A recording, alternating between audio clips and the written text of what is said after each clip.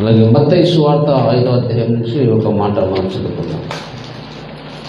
మత్తయి సువార్త 5వ అధ్యాయము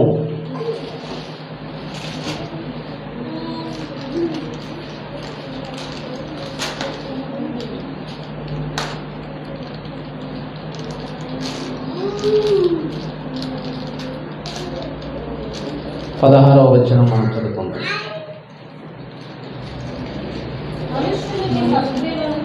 మనుషులు మీ సత్క్రియలను చూచి పరలోకమందున్న మీ తండ్రిని మహిమపరచునట్లు వారి ఎదుట మీ వెలుగు ప్రకాశింపనీయుడి. చిన్న మాట ప్రార్థన చేద్దాం. స్తోత్రము నాయన, పరిశుద్ధుడా, మహోన్నతుడా, సర్వశక్తి కలిగిన దేవ, ఆశ్చర్యకరుడా, అద్భుతకరుడా నీకు స్తోత్రం. ఈ చదువుకున్న లేఖన భాగం ద్వారా నాతో అందరితో మీరు మాట్లాడమని, విలువారిది ప్రభా గ్రహించే మనస్సును దయచేయమని, అయ్యో ప్రభాని దాసును మీరు అభిషేకించి మనోనేత్రం వెలిగించి వాక్య ప్రత్యక్షతను గురించి అయ్యా మాలో గొప్ప కార్యము జరిగినట్లుగా నాతో అందరితో మీరు మాట్లాడమని, గొప్ప కార్యం జరిగించమని, మహిమ ఘనత పొందమని యేసు నామములో స్తుతించి ప్రార్థించి వేడుకొనిచున్నాము తండ్రి. ఆమేన్, ఆమేన్. దేవునికి స్తోత్రం, దేవునికి మహిమ కలుగునుగా. హల్లెలూయా. ఇంకా జరగదు, ఇంకా స్త్రీలు ఇంకా జరగదు, లాస్ట్ జరగాల మొత్తం ప్లేస్ కూడా ఇంకా జరిగినాం అంత ఇంకా పోవాలి. ఇంత దూరం పోతే అంత మంచిది. హల్లెలూయా. దేవునికి స్తోత్రం. అందరూ కూడా అల్లరి చేయొద్దు, జాగ్రత్తగా. హల్లెలూయా. సరే, మంచిది. అందరు ఇల్లు చూడాలి. అందరూ మీ అల్లరి పిల్లలు అల్లరి చేయొద్దు, బయటికి పోవద్దు. బయటికి పోతే డాక్టర్ మీకు ఇంజక్షన్ ఇస్తారు. కాబట్టి అల్లరి చేయొద్దు, బయటికి పోదు. బయటికి పోతే ఏసఐ ఏమంటాడు? బ్యాటర్ అంటాడు. మీకు వెరీ గుడ్. ఏసఐ అనాలంటే మీరు వాక్యం వినాలి.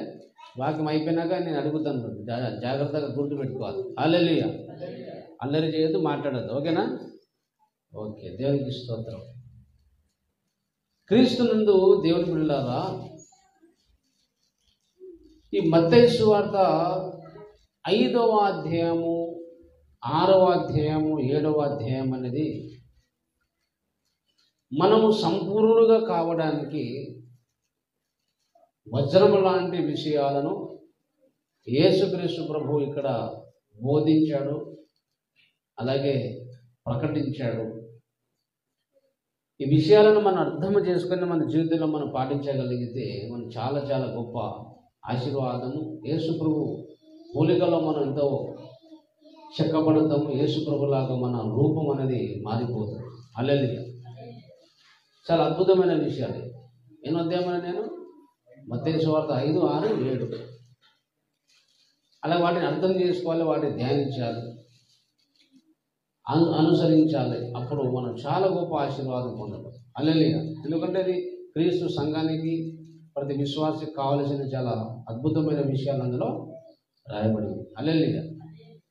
అది యేసుక్రీస్తు ప్రభువు మీ వెలుగు ప్రకాశింపనీయుడి అని అన్నాడు. ఇక్కడ లాస్ట్కి ఏమన్నాడు? మీ వెలుగు ప్రకాశింపనీయుడు, మీ వెలుగు ప్రకాశింపనీయుడి అన్నాడు. హల్లెలూయా. కనుక వెలుగు, దీపము అలాగే ఎందుకు వస్తుందంటే, ఎందుకు మనం దానికి పెడతామంటే, ఎక్కడైతే చీకటి ఉంటుందో అక్కడ ప్రకాశించడానికి మనకు ఒక దీపము, ఒక బల్బును, ఒక లైట్ను పెడతాం. హల్లెలూయా. కాబట్టి యేసు ప్రభు అన్నాడు ఈ 5వ అధ్యాయము ఇంకా ముందు వచనంలో చూస్తే, 14వ వచనంలో చూస్తే యేసు ప్రభు అన్నాడు, మీరు లోకమునకు వెలుగై ఉన్నారు. మన లోకానికి వెలుగై ఉన్నారు అంటే మీ లోకానికి వెలుగు, మనలో వెలుగు అనేది వచ్చింది. కానీ వాస్తవానికి మనము ఈ వెలుగు మనలో ఎప్పుడు వచ్చింది? పుట్టుకతో మనలో వెలుగు లేదు. పుట్టుకలో మనలో వెలుగు లేదు. కనుక వెలుగు అనేది మనం పుట్టిన తర్వాత ఒక ఘట్టంలో మనలో వెలుగు వచ్చింది. మనం వెలిగించబడ్డాము.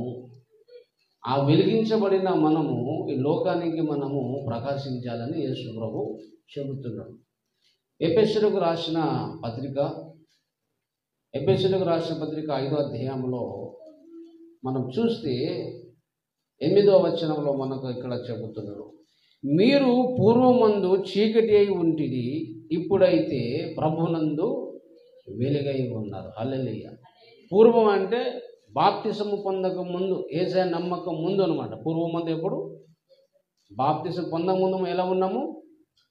చీకటి అయి ఉన్నాము. ఇప్పుడు ఏముంది మనలో? వెలుగు వచ్చింది. దేవునికి మహిమ కలుగును గాక. హల్లెలూయా. అంటే యేసు మన ముందు మనం పాపములో ఉన్నాము, మనలో అంత చీకటి కార్యము. చీకటి అంటే మనలో చెడుతనము, చెడు మాటలు, చెడ్డ మాటలు, అబద్ధములు, అన్యాయము, అక్రమము, పాపము, అలాగే మన అసహ్యకరమైన కార్యము, అలాగే మనము విగ్రహారాధన చేసి నిజము కాని దేవతలను పూజించి దేవునికి సృష్టికర్తకు అసహ్యకరంగా మనలో చీకటిగా మనము ఉన్నాం.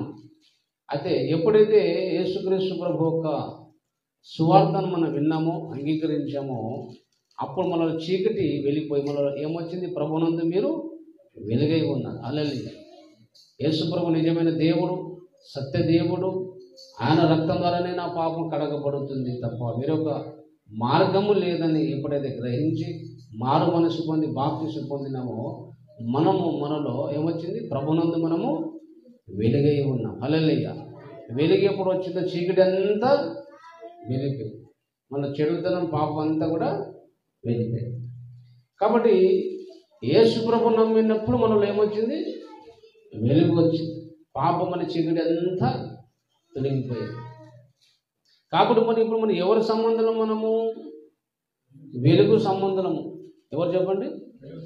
వెలుగు సంబంధము. కాబట్టి ఇక్కడ వెలుగు అనేది అలాగే దేనికి సూచన ఉన్నది బైబిల్లో, అది మనం అర్థం చేసుకోవాలి. మొట్టమొదటి హల్లెలూయా. ఈ వెలుగు ఎప్పుడు వచ్చి మనకు? యేసుప్రభువు నమ్మిన తర్వాత వెలుగు వచ్చింది. హల్లెలూయా. ఈ వెలుగు అనగా దేనికి పోలి ఉన్నది? మీరు లోకానికి వెలుగై ఉన్నారు యేసుప్రభు అన్నాడు. మీ వెలుగు ప్రకాశింపనీయుడి అన్నాడు. ఏమని చెప్పండి? మన వెలుగు ప్రకాశించాలి. ఎక్కడ? ఈ లోకంలో. ఎక్కడ చెప్పండి? ఈ లోకంలో మీ వెలుగును ప్రకాశింపనీయుడు. మనం ప్రకాశించాలి. ఒక బల్బ్ లాగా, ఒక దీపంలాగా, దీపస్తంభంలాగా. ఎలాగైతే చుట్టూ చీకట్లో వెలుగునిస్తారో, క్రీస్తునందున విశ్వాసి ప్రతి ఒక్కరు కూడా ఈ వెలుగులాగా మనం ప్రకాశించాలన్న. మనం ప్రకాశించాలంటే మొట్టమొదటిగా మనం వెలుగు దేనికి సూచన అయి ఉన్నది? పిల్లలు, ఈ వెలుగు దేనికి సూచన అయితే మనం అర్థం చేసుకుంటే మనం లోకంలో ఎలా ప్రకాశించాలో మనకు చాలా స్పష్టంగా అర్థమవుతుంది. కనుక పిల్లలారా, దయచేసి ఈ వెలుగు దేనికి సూచన ఉన్నది దయచేసి మనం చూద్దాం. అక్కడక్కడ దేవుడు అనేక చోట్ల దేవుడు రాయించాడు.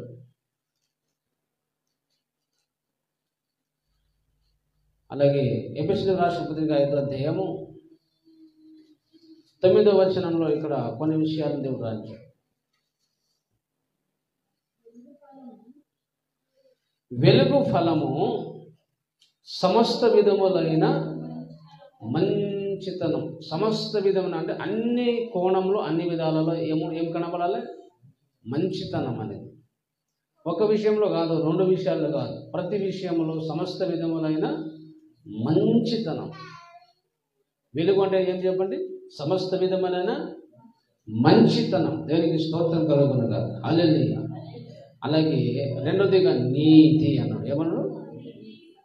అలాగే సత్యము వాటిలో కనబడుచున్నది. వెలుగు అంటే సమస్త విధమైన మంచితనము, అలాగే వెలుగు అంటే నీతి, వెలుగు అంటే సత్యం. ఇవన్నీ మనలో కనబడాలి. దేవునికి స్తోత్రం కలుగును గాక. హల్లెలూయా. అలాగే వెలుగు అంటే ప్రేమ కూడా. ఏం చెప్పండి? వెలుగు అంటే ప్రేమ కూడా దేవుడు వెలుగుతోనే పోల్చాడు. ఇప్పుడు యేసు ప్రభు దేవుడు వెలుగై ఉన్నాడు లేదా చెప్పండి? మన ప్రభు వెలుగై ఉన్నాడు. అంటే దేవుడు వెలుగై ఉన్నాడు, మనకొప్పుడు పూర్వం మనం చీకటి ఉంటే కనుక దేవుల్లో ఉన్న వెలుగు మనలో వచ్చింది. అంటే దేవుల్లో ఉన్న సకల మంచితనము, సకల గుణలక్షణాలన్నీ కూడా మనలో వచ్చిందనమాట. ఆ గుణలక్షణాలన్నీ కూడా అలాగే ఈ లోకంలో మనము ప్రకాశించాలని అలాగే దేవుడు అలాగే చెప్తున్నాడు. హల్లెలూయా. కనుక చీకటి సంబంధులు, వెలుగు సంబంధులు, అలాగే ఒకప్పుడు మనం చీకటి సంబంధులుగా ఉన్నాం, ఇప్పుడైతే వెలుగు సంబంధులమై ఉన్నాం. దేనికి స్తోత్రం కలుగునుగా. హల్లెలూయా. ఇప్పుడు యేసుక్రీస్తు ప్రభులో ఉన్న అలాగే సకల మంచితనములు మనలో కనబడాలి. ఏం కనబడాలి చెప్పండి? యేసులో ఉన్న ప్రతి మంచితనం మనలో కనబడాలి. అది ఎవరికి కనబడాలి? అది ఈ లోకానికి కనబడాలి. ఈ లోకమంతా చీకటి ఉన్నది, ఈ లోకమంతా సాతాను చేతిలో ఉంది కనుక అలాగే ఈ చీకటి లోకంలో ఒక్కొక్క విశ్వాసి ఒక్కొక్క దీపంలాగా మనము ప్రకాశించాలని యేసు ప్రభువు అన్నారు. ఒకసారి మత్తయి సువార్తలో ఒకసారి చూడండి. మత్తయి సువార్త 5వ అధ్యాయంలో మనం చూస్తే దేవుడు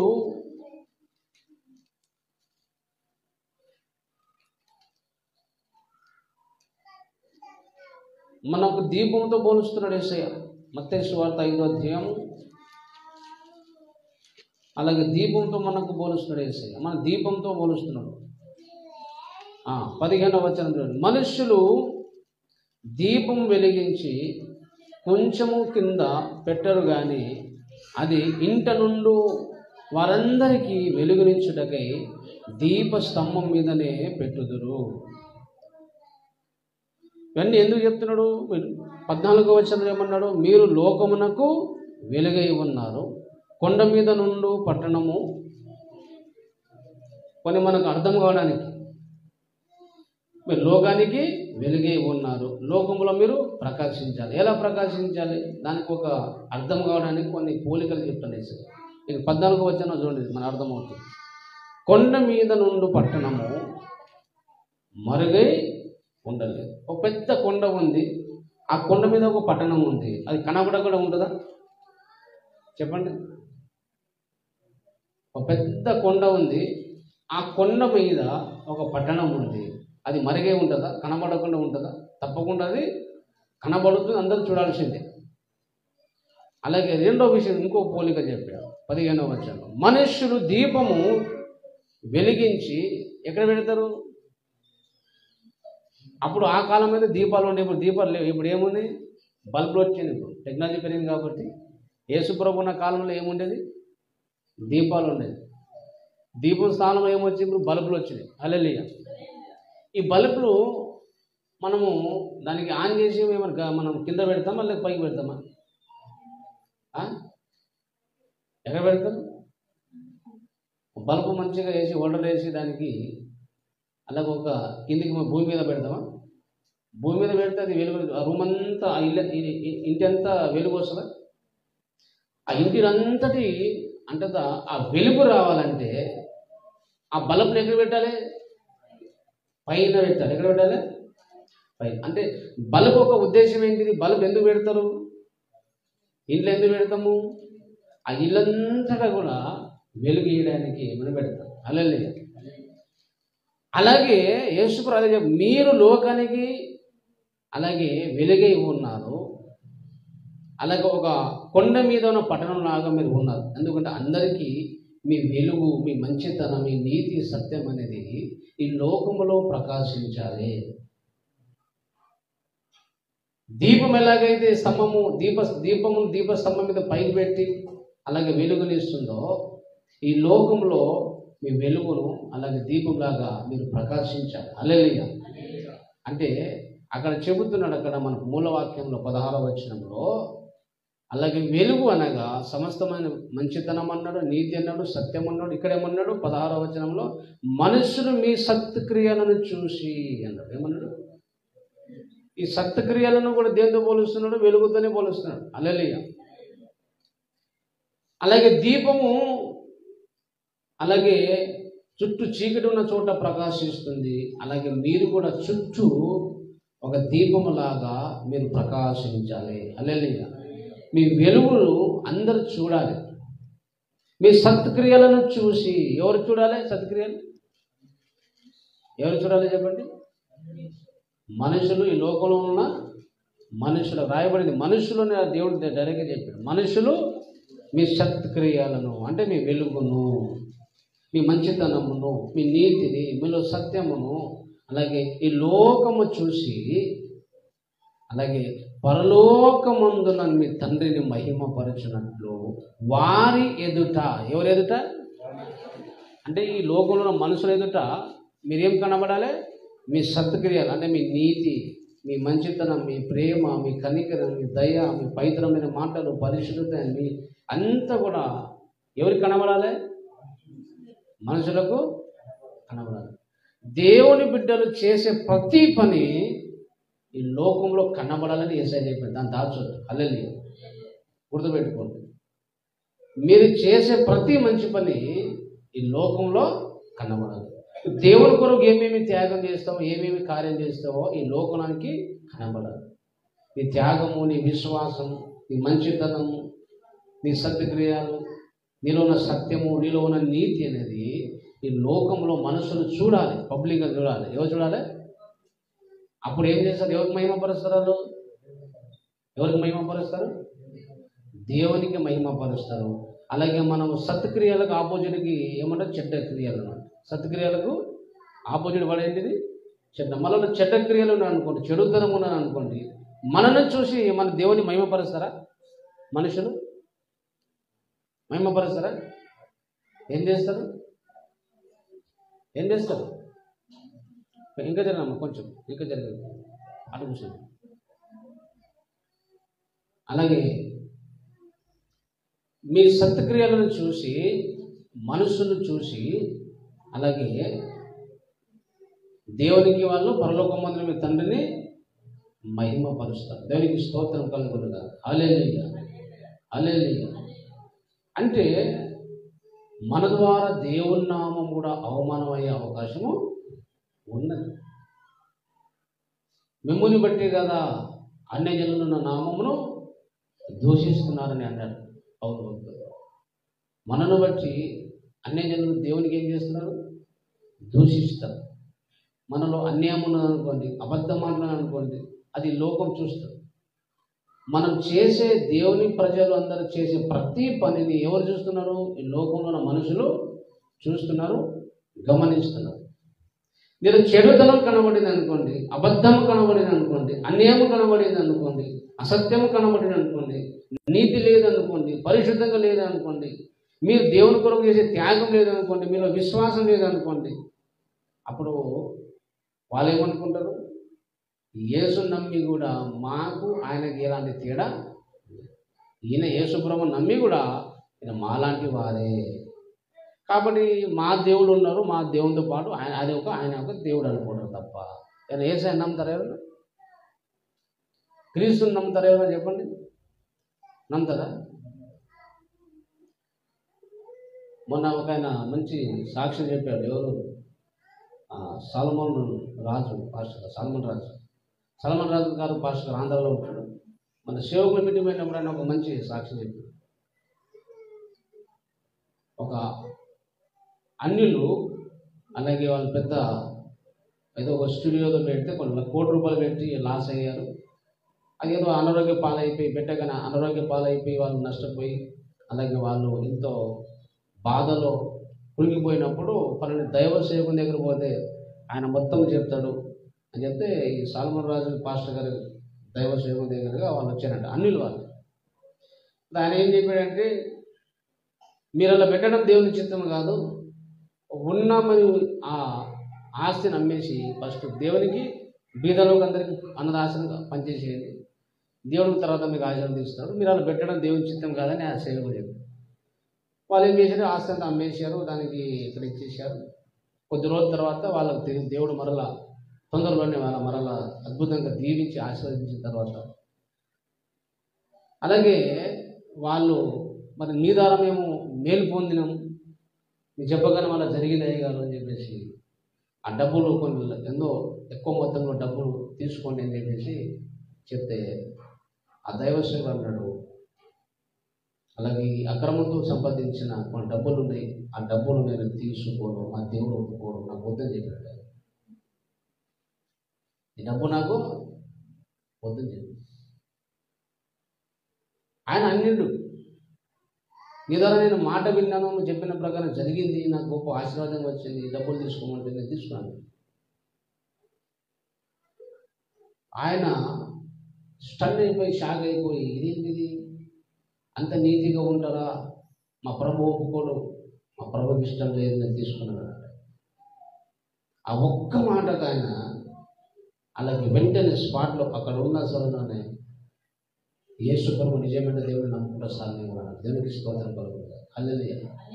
ఒక్క మాట నా నీతిని చూసి అంత నీతిగా ఉంటారా సారా మీ దేవుడు, అంత నీతిగా ఉంటారా మీకు, ఎంత నీతిగా మీకు అంత మంచి మనసు ఇచ్చారు, మీకు ఎంత నీతిగా ఉండాలని చెప్పేసి ఆ ఒక్క మాటను బట్టి ఆయన యేసు ప్రభును అంగీకరించి యేసు ప్రభు నమ్ముకుంటానని చెప్పాడు. ఇప్పుడు దాకా యేసు ప్రభు నమ్ముకున్నాడంట. దేవునికి మహిమ కలుగుతుంది. హల్లెలూయా. అదే డబ్బులు తీసుకుంటే ఆ నీతి కనబడకపోతే ఆయన వెళ్ళిపోయి అలాగే ఈరోజు ఏమయ్యేవారు, లోపల మామూలుగా దూరం నుంచి హల్లెలూయా యేసయ్య టాటా బాబాయ్ అనేటప్పుడు మనలో ఉన్న మంచితనము లోకం చూడాలి, ఈ లోకంలో మనుషులు చూడాలని దేవుడు యేసు ప్రభు ఆజ్ఞాపిస్తున్నది. ఆజ్ఞ తప్పకుండా అది అందరూ చూడాలి. నీలో ప్రతి మంచితనం ఎవరు కనబడాలి, అది రహస్యంగా దాచవద్దు. చేసే మంచి పని ఏది కూడా రహస్యంగా దాచడానికి వీల్లేదు. హల్లెలూయా. ఇప్పుడు దేవుని కొరకు చేసే త్యాగము, విశ్వాసము, ప్రయాసము, కష్టం అంతా కూడా ఈ పబ్లిక్గా అది బహిరంగపరచబడాలి. యేసు ప్రభు అన్నాడు, కొండ మీద ఏ పట్టణమైనా మరుగే ఉంటుందా, అందరికీ ఎలా కనబడుతుందో మీ సత్క్రియలు, మీ మంచితనం, మీ వెలుగు ఈ లోకం అందరూ చూడాలి. వాళ్ళకు చేసే మంచితనం దాచుకున్నాం అనుకో, దేవునా మహిమ వస్తుందా? వస్తుందా చెప్పండి? మనలో మంచితనం, మనలో నీతి, మనలో సత్యం, మనలో ఉన్న సత్క్రియలు చుట్టుపక్కల వాళ్ళందరూ చూస్తారు. మన క్రియలు చూసి, మన సత్క్రియలు చూసి, నీ వెలుగును చూసి దేవుని నామానికి మహిమపరిచే విధంగా మన బ్రతుకు ఉండాలి. అలాగే దేవుని నామాన్ని అవమానం కలిగించే విధంగా మనం ఉండదు. అన్యజనులను మనం దేవుని దూషించే విధంగా ఉండదు.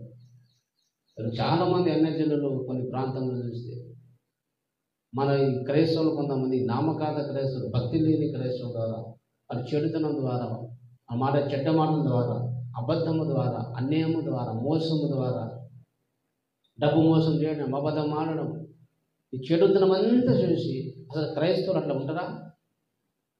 ఆ దేవుడేమంత గొప్పగా అంటారు, పరిశుద్ధులు అంటారు, వీళ్ళేమో అట్లా ఉన్నారు ఏంటిది అని చెప్పేసి దేవుని నమ్మకుండా వాళ్ళు మీరే అడ్డంగా అయిపోతారు. మీరు ఒక అడ్డుపడ్డలాగా ఉంటారు. మీ ద్వారా అభ్యంతరం కలుగుతుంది.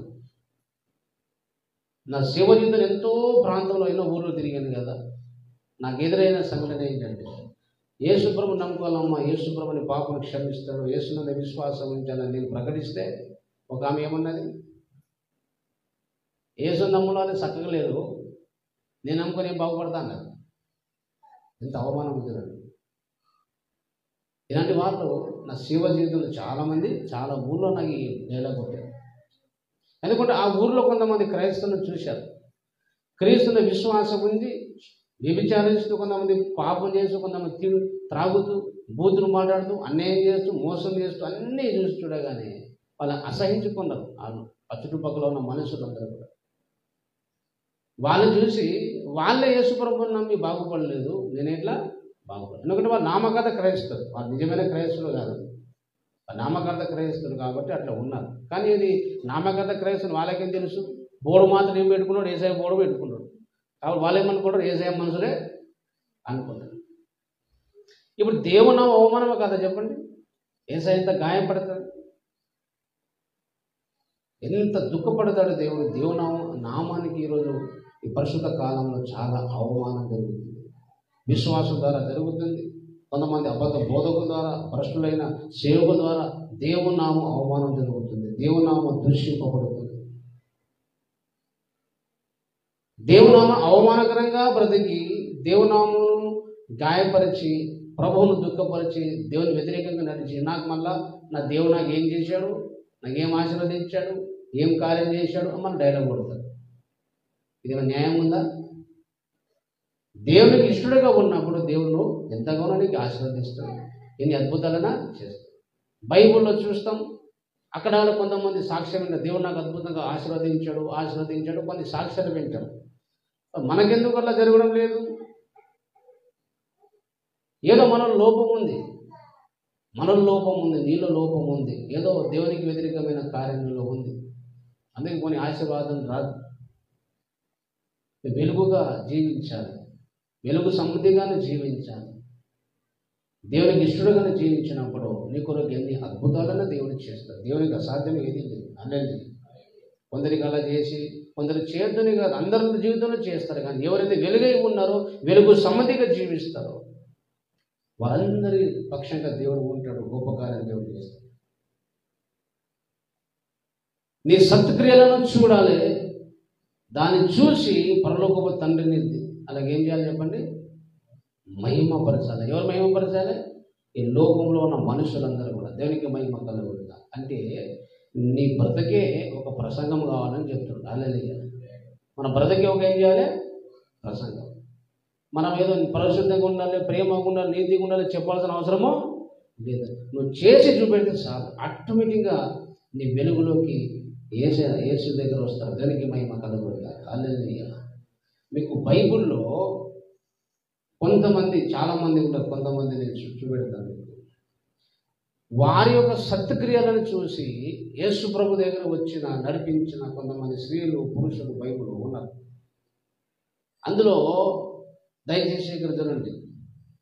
ఇప్పుడు ఇక్కడ ఏం వాక్యం చెప్తుంది మనకు? మీ యొక్క మనసులో మీ సత్క్రియలను చూసి ఎవరికి మహిమపరచాలి? దేవుని మహిమపరచడం అంటే యేసు దగ్గర రావడం, యేసు నమ్ముకోవడం, దేవుడు గొప్ప దేవుడిని అనడం, దేవునికి స్తుతించడం, దేవునికి పొగడడం అన్న జనాలు ఎవరు చూసి? నీలో నాలో ఉన్న సత్క్రియలు, వెలుగును, మంచితనము చూసి అన్యులందరూ కూడా మీ దేవుడు ఎంత గొప్ప దేవుడు, ఎంత త్యాగం చేస్తున్నాడు, ఎంత విశ్వాసం కలిగి, ఎంత ప్రార్థన చేస్తున్నాడు, ఎంతగానో యేసుని ప్రకటిస్తున్నాడు, ఎంత నీతికి బతుకుతున్నాడు, ఎంత పరిశుద్ధంగా, ఎంత పవిత్రంగా, ఎంత న్యాయంగా, ఎంత సత్యంలో కనబడుతున్నది. దేవుడు ఎంత గొప్ప దేవుడు అని నిన్ను చూసి నీ ప్రభువును మహిమపరిచే విధంగా జీవించాలి. అలా బైబిల్లో చాలామంది భక్తులు ఉన్నారు. ఉదాహరణకు నేను కొన్ని విషయాలు జ్ఞాపకం చేసుకుంటారు మీకు ప్రోత్సాహకరంగా ఉండడానికి.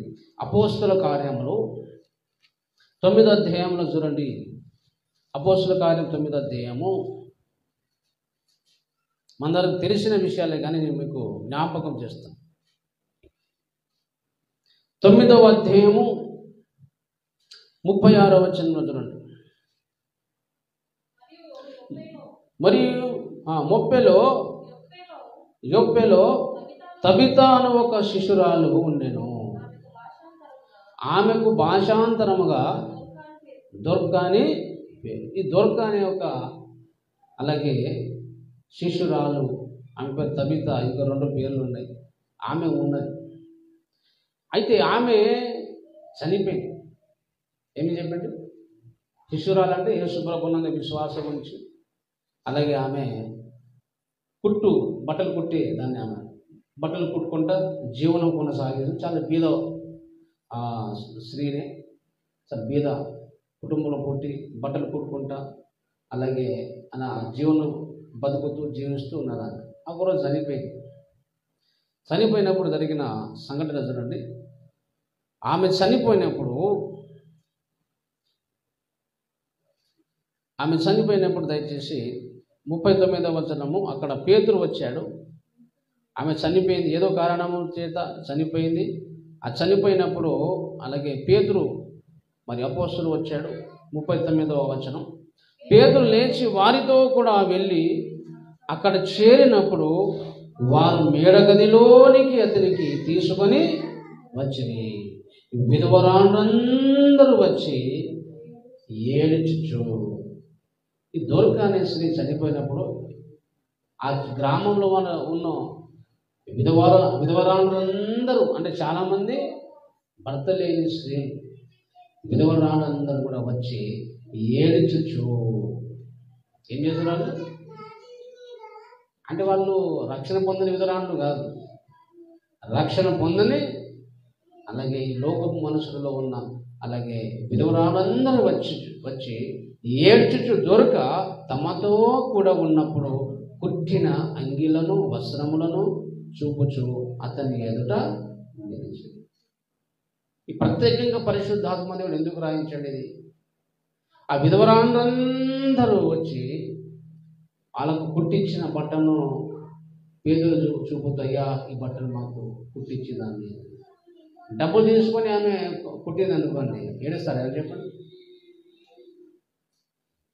ఆ బట్టలు చూపెడతా దాని గొప్ప, డబ్బులు తీసుకొని కుట్టడం అది గొప్ప విషయం కాదు. అంటే భర్త లేని స్త్రీలకు, దిక్కు లేని వారికి ఫ్రీగా బట్టలు కుట్టి ఇచ్చింది, ధర్మకార్యము చేసింది. అలాగే 36వ వచనంలో ఇంకో మాట రాయబడింది. ఆమె చూడండి అక్కడ 36వ వచనం, ఆమెకు భాషాంతరమునగా దొర్కని పేరు, ఆమె సత్క్రియలను ధర్మకార్యములను బహుగా చేసి ఉండెను. ధర్మకార్యము వేరు, సత్క్రియలు వేరు. సత్క్రియలు అంటే మన గుణాలను మన క్యారెక్టర్ను సూచిస్తుంది. ధర్మం అనేది మనం కలిగిన దానికి మనం ఇవ్వడం అన్నమాట. ధర్మం అంటే ఏంటి చెప్పండి? నేను ఏమేమో కలిగి ఉన్నామో లేని వారికి ఇవ్వడము.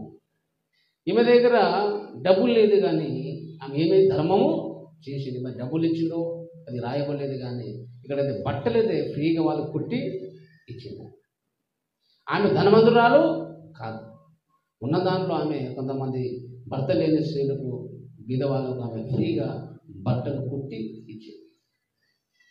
అది అందరూ జ్ఞాపకం చేసుకుని మాకు ఎంతగానో ప్రేమించిన ఆమె అని వాళ్ళు ఆమెను చూసి చనిపోయినప్పుడు ఘోరంగా గెలుస్తున్నారు.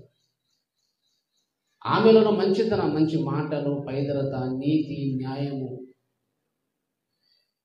ఆమె సత్క్రియలని రాయబడింది. ఎందుకంటే బైబిల్లో అన్ని విషయాలు రాస్తే అలాగే బైబిల్ చాలా పెద్దగా అవుతుంది, ఇంకా చాలా అధ్యాయాలు పెరుగుతుంది. కానీ సత్క్రియలు అంటే ఆమెలో ఏమేమి ఉన్నాయి? మంచితనము, నీతి, ఆ సత్యం అనేది వాళ్ళు అక్కడ ఉన్న ప్రజలందరూ చూశారు. దేవుడు ఎందుకు రాయించాడు? దొరకలాగా ప్రతి ఒక్క విశ్వాసి ఉండాలి. ఆమె మనం ఎలా ఉండాలి? నీకు వేరేలోకి సాయం చేయడానికి లక్షల కోట్లు ఉండాల్సిన అవసరం లేదు. నీకు కలిగిన దాంట్లో కొంతమంది ఇచ్చే మనసు మనం ఉండాలి. దేవుని బిడ్డలకు ఏముండాలి? ధర్మం చేసే మనసు.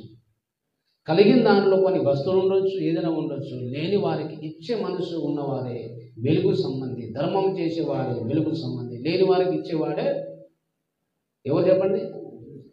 వెలుగు సంబంధి. దేనికి స్తోత్రం కలుగుతుంది. హల్లెలూయా. ఇప్పుడు చాలామంది క్రైస్తవులు వాళ్ళ క్యారెక్టరు సరిగా ఉండదు, ఎవరైనా అవసరం ఉంటే కూడా ఇచ్చే మనసు ఉండదు. మళ్ళీ మేము ప్రతి ఆదివారం చర్చికి వెళ్తాము అంటే అది భక్తి కాదు. దయచేసి యాకోబు రాసిన పత్రికలో భక్తి అంటే ఒక అర్థము చెప్పాడు. భక్తి అంటే ఏంటిది? ఎప్పుడు ప్రార్థన చేయడమే భక్తి కాదు. దయచేసి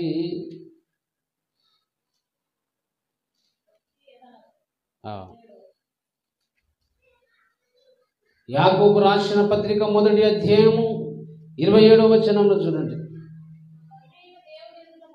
తండ్రి అయిన దేవుని ఎదుట పవిత్రమును, ఏం చెప్పండి? మొదటి మన దేవుని ఎదుట ఎలా ఉండాలంట? గట్టి చెప్పాల. పవిత్రము, నిష్కలంకమునైన భక్తి ఏదనగా దేవుని ఎదుట పవిత్రమైన నిష్కలంకమైన భక్తి ఏది అంటే అక్కడ చెప్తున్నాం. దిక్కులేని పిల్లలను, విధవరాలను వారి ఇబ్బందిలో పరామర్శించుటయు, ఇహలోక మాలిన్యము తనకంటకుండా తను తాను కాపాడుకొనుటయే.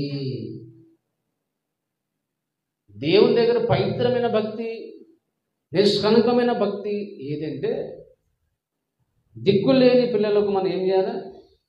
సాయం చేయాలి. అల్లది ఏమని చెప్పండి?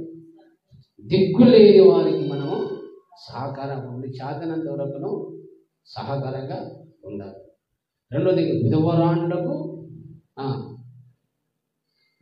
విధవరాండ్లను వారి ఇబ్బందులలో ఏం చెప్పండి, ఎవరైనా దిక్కులేని వారైనా విధవాలైనా అలాగే దిక్కులేని పిల్లలైనా సరే వారు బాధలో ఉన్నప్పుడు వారు ఏం చేయాలి, మనం పరామర్శించాలి, హల్లెలూయా, ఆదరించాలి, బలపరచాలి, ధైర్యపరచాలి, మనం సాయం చేయడమే పవిత్రమైన భక్తి అన్నాడు. భక్తి అంటే ఓకే ప్రార్థన చేస్తాను, దేవుని దగ్గర వచ్చినాయి నేను తీసుకుంటా తప్ప ఎవరికి సాయం చేయను, ఎవరికి ఆదరించను, ఎవరికి బలపరచను, నాకు కలిగిన ఎవరికి ఇయ్యను అంటే అది భక్తి కాదు.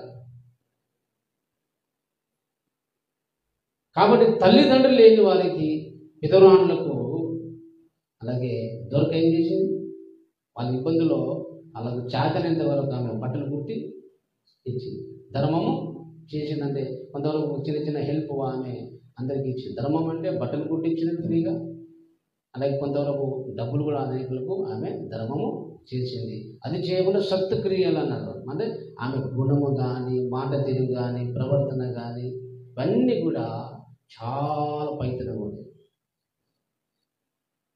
ఆమె సత్క్రియలను చూసి ఆ గ్రామంలో అనేకులు దేవునికి మహిమపరిచారు. దేవునికి మహిమ కలుగును కాదు, హల్లెలూయా. కాబట్టి పిల్లలారా, మరి నీ ప్రవర్తనను చూసి నీ సత్క్రియలు నీలో ఉన్నదా, నీలో వెలుగు కనబడుతుందా, నీలో ప్రేమ, కనికరం, దయ, మంచితనం, నీతి, న్యాయం, పవిత్రత, పరిశుద్ధత, ప్రార్థన జీవితం, దేవుని కొరకు నువ్వు చేసిన త్యాగము నీ మనసులో కనబడుతుందా? అది కనబడకపోతే దేవుని నామం అవమానం అవుతుంది, దేవుని నామానికి మహిమ కలగదు. కాబట్టి మనసును చూసి అబ్బా ఈ దేవుని ఎంత గొప్ప అని దేవునికి మహిమ పరిచే విధంగా నీ బ్రతుకు ఉండాలని దేవుడు చెప్తున్నాడు. దేవునికి మహిమ కలుగును కాదు, హల్లెలూయా. నాకేం డబ్బులు ఖర్చా, డబ్బులు అవసరమని చెప్పండి, డబ్బులు ఖర్చు పెద్దగా లక్షలు సాయం చేయాల్సిన అవసరం లేదు. కలిగిన దాంట్లో ఏది ఉంటే అది, లేకపోతే మంచిగా బతుకు, ఆదరించు, ప్రేమని కనికరించు, ధైర్యపరచు. ఆల్రెడీ మన విశ్వాసం ప్రేమిస్తాను, గొప్ప విషయం అని చెప్పండి. ఎవరు ప్రేమించాలి? శత్రువులను ప్రేమించాలి, లోకంలో మనుషులు అందరినీ ప్రేమించాలి. మనం ప్రేమించినప్పుడే యేసయ్య ప్రేమ ఏమిటో తెలుస్తుంది. హల్లెలూయా. మన జలబలో ఒక సోదరుడు ఉన్నాడు, అన్యుడు, 10 సంవత్సరాలే నా పరిచయం. శివాజీ రాథోడ్ ఉన్నాడు, 10 సంవత్సరాల నుంచి నాకు చూస్తున్నాడు. 10 సంవత్సరాల నుంచి ఆయన నాకు వందల వేల సార్లు చెప్పినా కానీ ప్రార్థనకు రాడు, దేవుడు చెప్పిన మాట వినడు. అయినా నేను ప్రేమిస్తూనే ఉన్నాను. ఆయన ఒక మాట చెప్పాడు, ఇద్దరికి ఉన్న జరాకు పోయినప్పుడు ఇద్దరికి ఇంకా ఇద్దరు సహోదరులు అన్యులకు కూర్చోబెట్టి ఆయన ఒక మాట చెప్పాడు. చాలామంది పాస్టర్ల విషయాన్ని కానీ ఈయన స్వార్థము లేని సేవకుడు, డబ్బు ఆసక్తి సేవకుడు, మన ఆత్మ రక్షణ కొరకు ప్రయాసపడే సేవకుడు, రాత్రి కూడా కష్టపడే సేవకుడు, ఇలాంటి సేవకుడు నేను ఎప్పుడు చూడలేదు.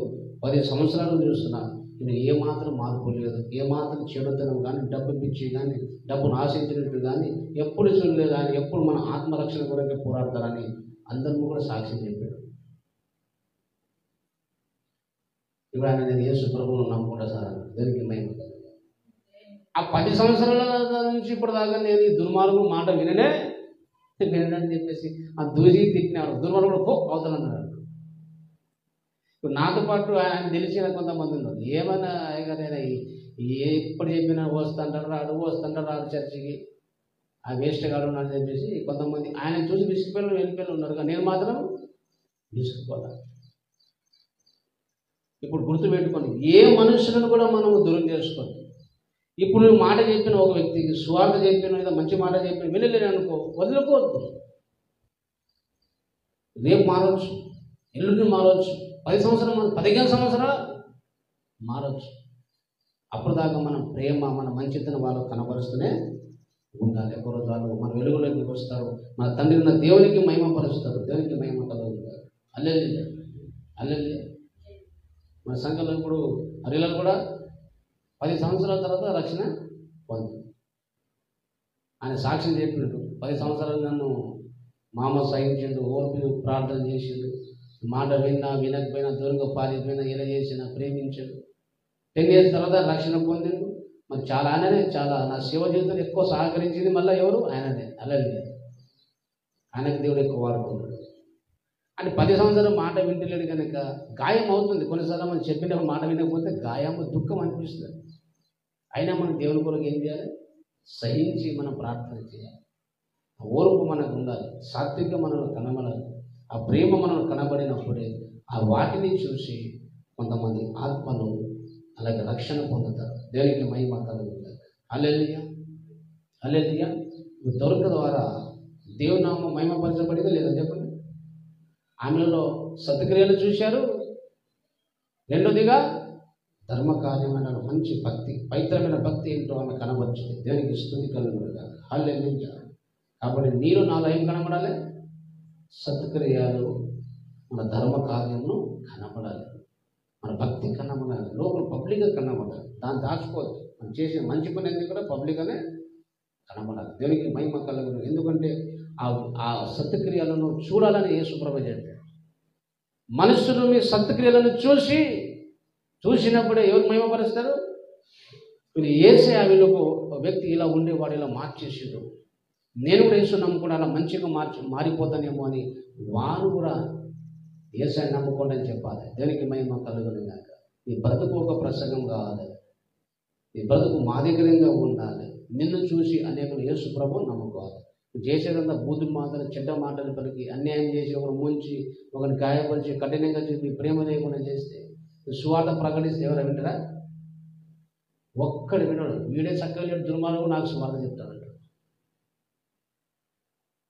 కాబట్టి కొంతమంది మనము దూరం ఉన్న వాళ్ళేమో కొంతమంది సువార్త ప్రకటిస్తే రక్షణ పొందుతారు. కొంతమంది ఏమో మన జీవితం చూసే రక్షణ పొందుతారు, మారుతారు. దేవునికి మహిమ కలుగుతుంది. హల్లెలూయా. కనుక పుల్లారా, ఎందుకంటే మనుషులందరూ కూడా మనల్ని గమనిస్తున్నారు. మీరు ఎప్పుడు అనుకోవద్దు నాకెవరు చూస్తారు, నేనేమన్నా ఎమ్మెల్యేనా ఎంపీనా అని అనుకోవద్దు. ఏదో దేవుని నమ్ముకున్న వారి మీద కొంతమంది దూరం నుంచి ఫాలో అవుతారు. వాళ్ళు కూడా ఆశ ఉంటుంది, చూద్దాం ఈ వ్యక్తి యేసుప్రభువు నమ్ముకొని ఇట్లా ఉన్నాడు, నేను నమ్ముకొని ఎట్లా అవుతాను అని వాళ్ళు పరిశోధన చేస్తూ ఉంటారు అన్నమాట. నేను చూస్తూ ఉంటాను. నీలో ఏమాత్రము అవమానకరమైన విషయాలు, అంధకార క్రియలు కనబడితే వాళ్ళు మళ్ళా అటు నుంచి అంటే దూరం అయిపోతారు. అట్లా మనం ఉండొద్దు దయచేసి. హల్లెలూయా. దయచేసి ఒకసారి ఇంకో మాట నేను చూపెడతాను. అపోస్తుల కార్యంలో 18వ అధ్యాయము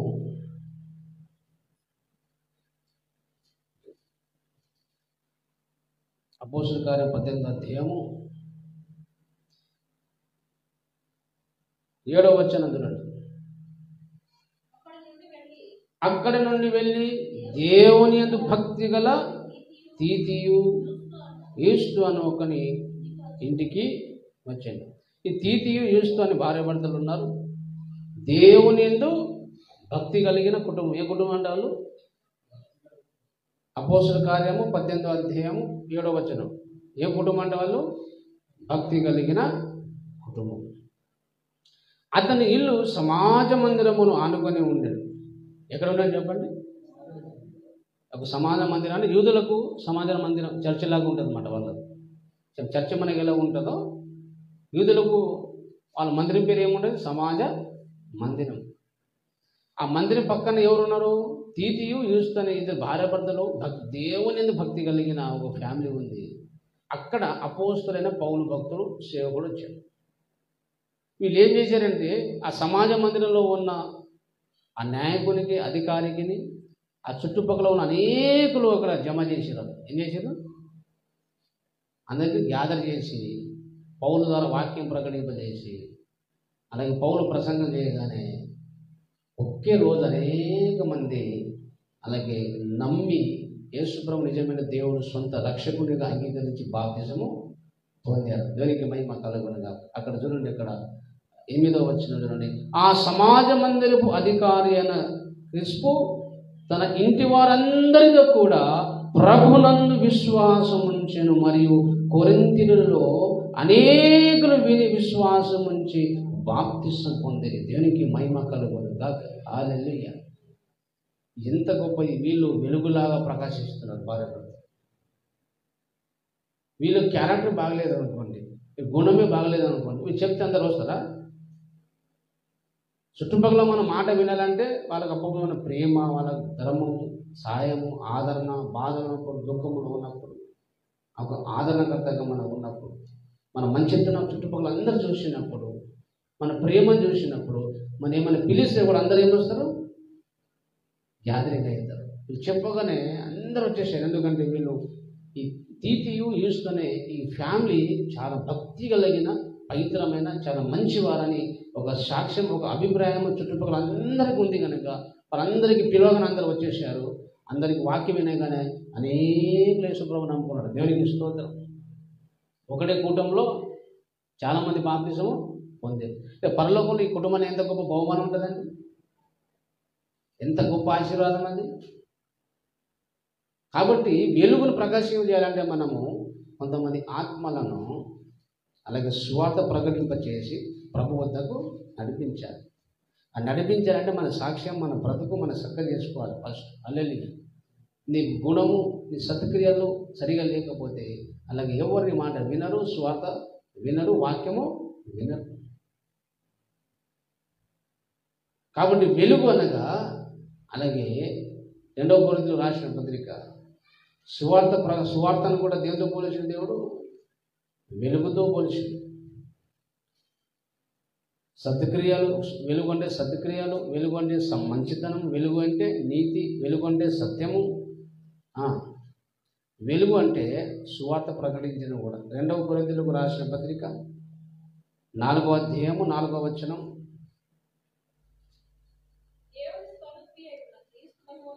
దేవుని స్వరూపి ఉన్న క్రీస్తు మహిమను కనబరుచు సువార్త ప్రకాశము వారికి ప్రకాశింపకున్నట్లు కొను నిమిత్తము ఈ యుగ సంబంధమైన దేవత అవిశ్వాసులైన వారి మనోనేత్రములను గుడ్డితనము కలగజేసెను. ఇక్కడ ఏం చెప్తుంది చూడండి, సువార్త ప్రకాశము అన్నాడు. ప్రకాశం అంటే వెలుగు. సువార్తను ఎందుకు పోలుస్తున్నాడు?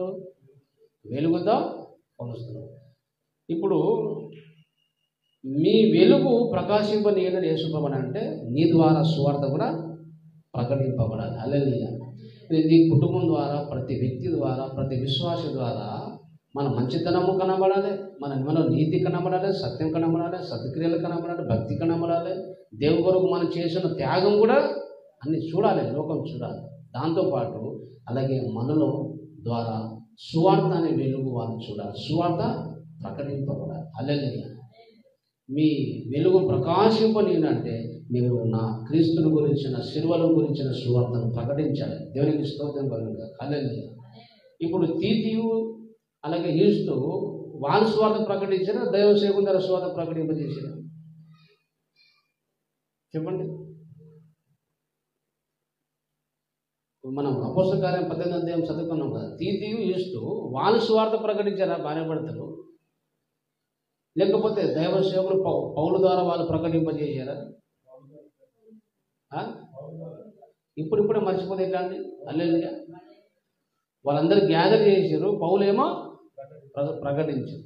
ఎవరు ప్రకటించారు? భక్తి గల కుటుంబం అని అపోస్తలుడు పౌలు రాగానే వాళ్ళందరూ గ్యాదర్ చేశారు. వాళ్ళు గ్యాదర్ చేసిన అంతమంది వచ్చారా? గ్యాదర్ అయ్యారంటే అర్థమైంది, వీళ్ళ మీద మంచి అభిప్రాయం, వీళ్ళు మంచితనం వాళ్ళందరికీ తెలుసు కాబట్టి వచ్చారు. లేకపోతే వస్తారా? అంటే సందర్భం వచ్చినప్పుడు మనమే సువార్త ప్రకటించాలా. అవకాశం ఉంటే దైవ సేవ అనేకులు మనకు గ్యాదర్ చేసి సేవకుని ద్వారా వాక్యం ప్రకటింపజేస్తే కొన్ని వందల మంది ఎక్కువ కార్యం జరుగుతుంది. ఒక విశ్వాస ద్వారా అలాగే 10% కార్యం జరిగింది. ఒక సేవకులకు నిలబడితే 100% జరుగుతుంది. హల్లెలూయా. వీళ్ళు రోజు ప్రకటిస్తున్నారు కానీ ఎవరు రక్షణ పొందలేదు. పౌలు రాగానే మంచి లోతైన వాక్యము, మంచి వాళ్ళకు నమ్మడానికి అవకాశం ఉంటే మంచి వాక్యం వాళ్ళు విన్నారు కనుక, సువార్త విన్నారు కనుక అనేకుల విశ్వాసం నుంచి వాళ్ళందరూ ఏం చేశారు? బాప్తిసము తీసుకున్నారు. హల్లెలూయా. అంటే పరలోకమైన బహుమానం ఎవరికి ఇస్తున్నాడు చెప్పండి? ఆ సువార్త ప్రకటించడానికి రక్షణ పొందడానికి కారకుడు ఎవరు? ఆ ఫ్యామిలీ. హల్లెలూయా. పౌలుకు ఇచ్చే సగం ఇస్తే సగం ఎవరికి ఇస్తాడు? ఎవరికి ఇస్తాడు? ఆ కుటుంబానికి ఇస్తాడు. హల్లెలూయా. పరలోకంలో బహుమానం ఉంటుంది, అన్నీ రాసుకుంటాడు రికార్డు. దేవుని కొరకు చేసే ప్రతి మంచి క్రియలన్నీ కూడా దేవుడు పరలోకంలో గ్రంథం రాసుకుంటాడు. దానిని బట్టి పరలోకంలో స్థానము, మహిమ, ఘనత, కిరీటాలు, సింహాసనం ఉంటాయి పరలోకంలో. పుట్టిగా ఏదో పరలోకం బట్టి చాలా అనుకోవద్దు. పరలోకంలో నేను బహుమానం పొందాలి, పరలోకంలో నాకు దేవుడిని మెచ్చుకోవాలి, పరలోకంలో నేను జీవకిరీటము పొందాలని ఆశతో ఇక్కడ మనము బతకాలి, దేవుని పని చేయాలి, సాక్షిగా ఉండాలి. హల్లెలూయా. కాబట్టి ఈ తీతియు యూస్తు అనేవారు ఈ లోకముల వాళ్ళకు ప్రకాశించారా లేదా చెప్పండి? ఏం చేశారు వాళ్ళు? దొరక ప్రకాశించింది, అలాగే వీళ్ళు కూడా ప్రకాశించారు. మీ అందరికీ తెలుసు, అకుల ప్రిస్కులకు మీ అందరికీ తెలుసు. ఒక మాట చదువుతాం. ఆ మొదటి కొరింథీయులకు రాసిన అసలు రోమ పత్రిక చూడండి, 16వ అధ్యాయం.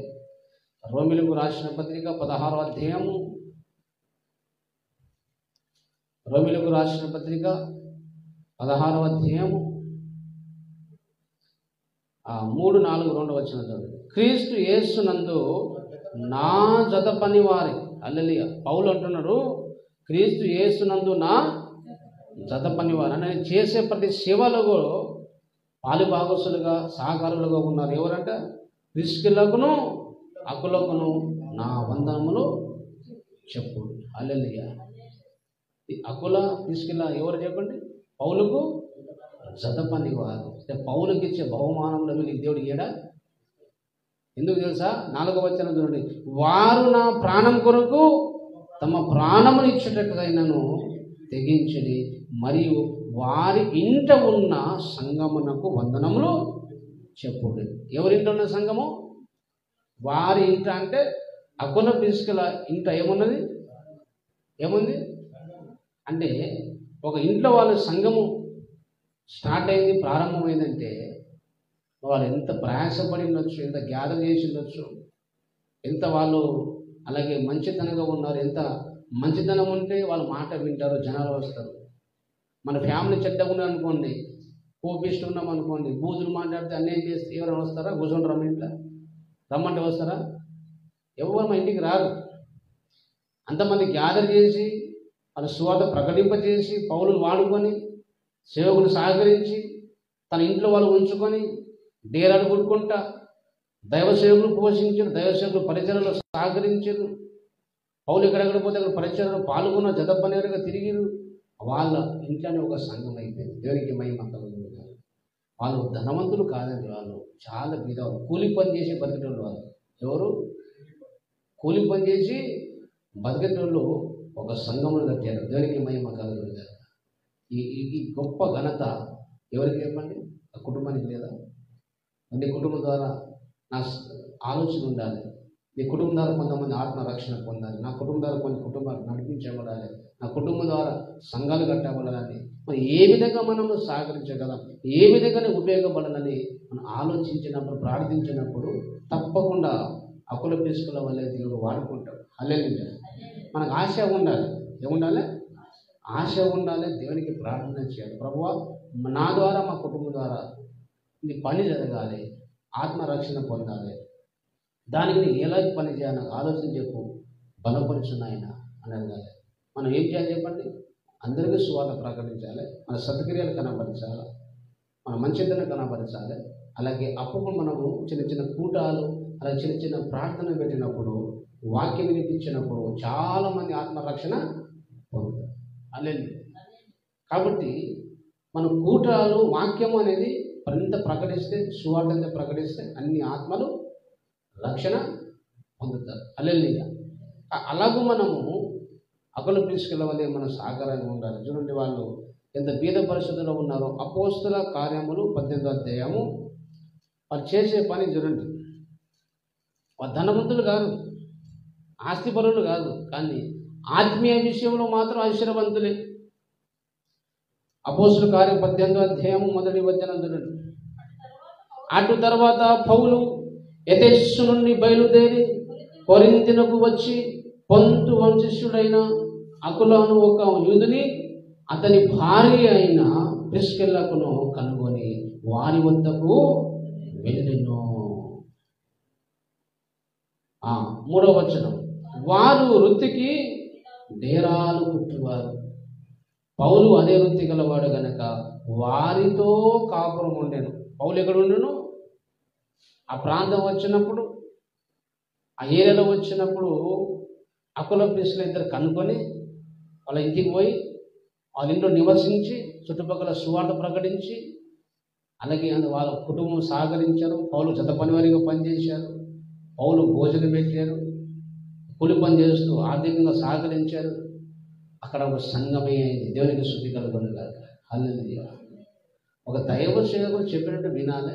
దైవ సేవకుడికి మనము అలాగే వాక్య ప్రచారం వాడుకుంటే మన ద్వారా విస్తారమైన దేవుని కార్యము జరుగుతుంది. హల్లెలూయా.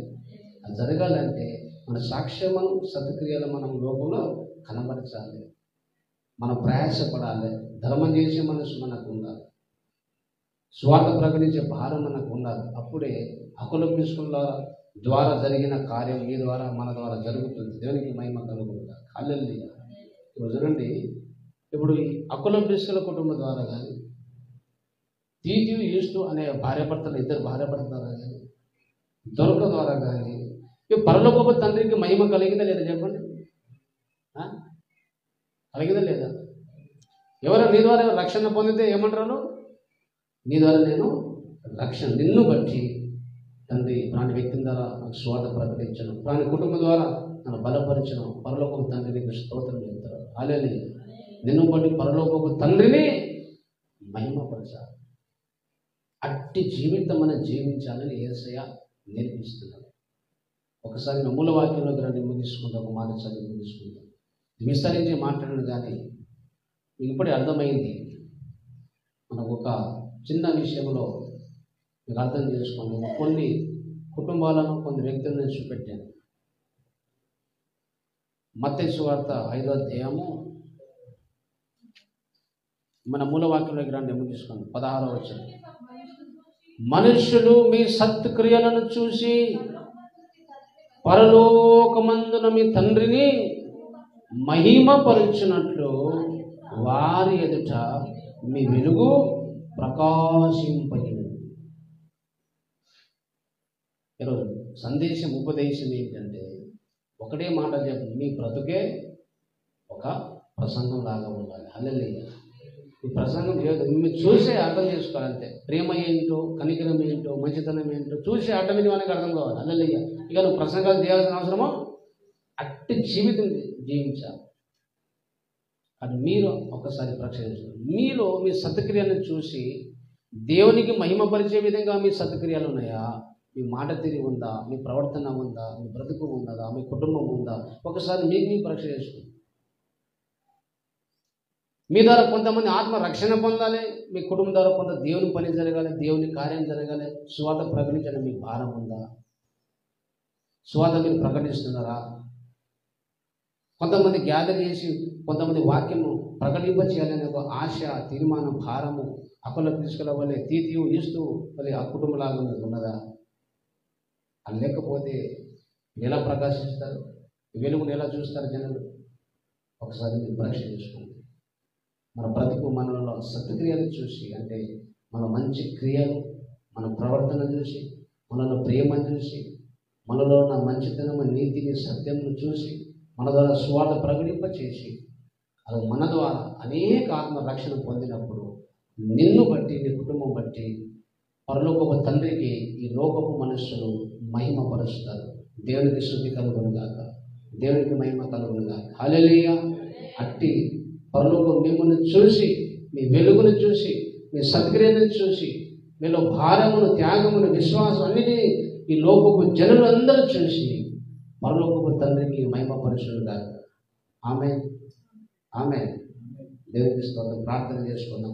అలాగ మనం ఉన్నామా లేదా పరీక్ష చేసుకుందాం. అలాగ ఉండాలని ఈరోజు మీరు ప్రయత్నం చేయండి, ప్రయాస చేయండి. ఈ వాక్యం ద్వారా ప్రకారం ప్రభువా మేము బ్రతుకుతాము, అకుల ప్రిస్కిల్ల వలె, తీతు యూస్తు వలె, మా కుటుంబం ద్వారా దొరకవలే, మా కుటుంబం ద్వారా నీ నామ మహిమ కలగాలి. మా ద్వారా పని జరగాలి. నా ద్వారా అనేకులు మా రక్షణ పొందాలి. నా ద్వారా అనేకులు సంఘాలు కట్టబడాలి. అట్టి కృప పరలోకంలో అలాగే బహుమానం పొందే గుంపులు నేను ఉండాలి అని ఒక తీర్మానం చేద్దాం, ఆసక్తి ఉందాం, ప్రార్థన చేద్దాం.